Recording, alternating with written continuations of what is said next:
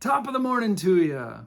I've been thinking about critical mass lately. No, I'm not a nuclear engineer or anything. I do have a degree in physics and chemistry and stuff, where on that side of things, critical mass is the minimum amount of fissile material that's necessary for the nuclear reaction to continue. And I kind of look at the reaction, boom, there it goes, and it just goes. It's critical, and then boom, it just keeps going and going through all the motions of energy. Looking at any type of movement, organization, idea. Simon Sinek had a just cause. What's the critical mass to do or get one of those things? Looking at the revivals that have been popping up every once in a while lately, and what's the definition of a revival? What's the critical mass for a revival? I remember years ago when I was a ski racing coach, we would get into the spring season, March, April, and there was one last race up in northern Minnesota at Lutsen where a bunch of the U.S. team kids came and competed with the young 10 to 18-year-old athletes, and it was a phenomenal event. And at that time of year, there were only a few kids that hadn't moved on to spring sports events that weren't ski racing.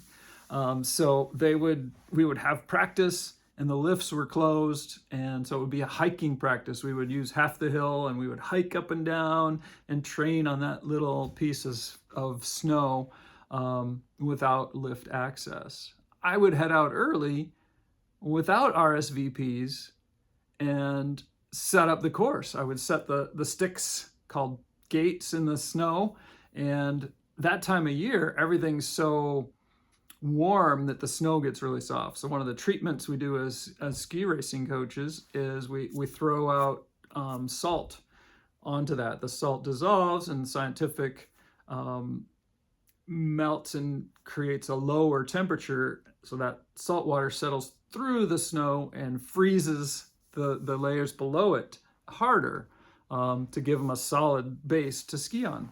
So it would take me an hour or two, and I would go out an hour or two early to set up the gates, set up a training course, hike up, salt the training course, hike up, get another bag, 2 or 3 bags of salt to salt that and get it all ready.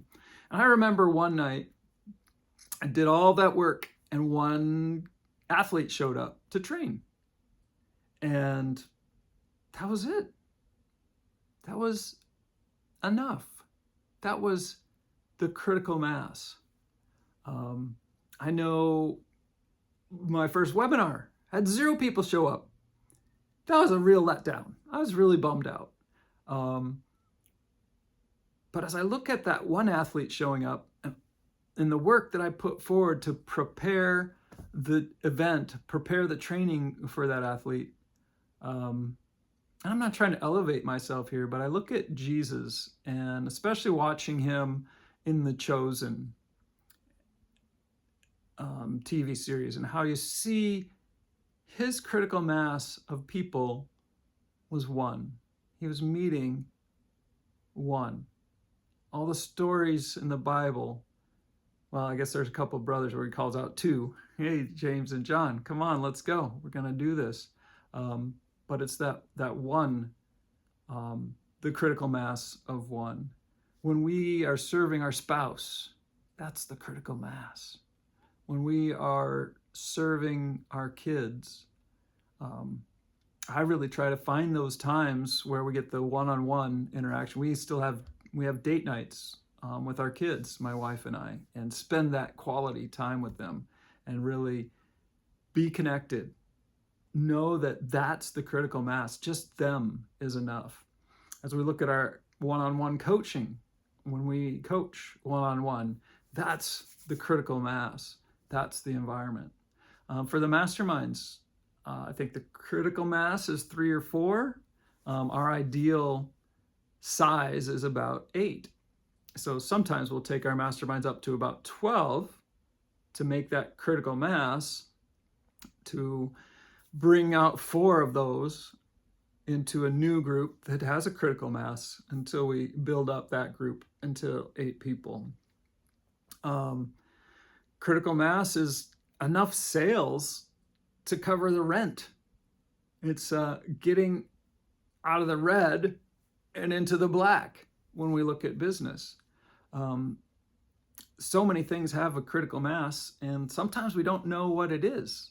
So we need to pray on that, come together with others in that industry or in that business or in that experience in relationship type things and critical mass there. I remember a critical mass in my investing. We trade a lot of options, and we needed to have a certain amount of money in that account, a critical mass, in order to have permissions to trade some of those options. So what is your critical mass, and where is it? In what areas is it, and what areas is it a different critical mass? And where are you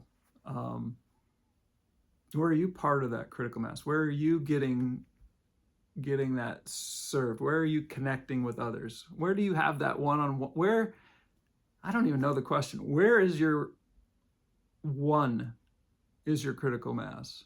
Where is your 7?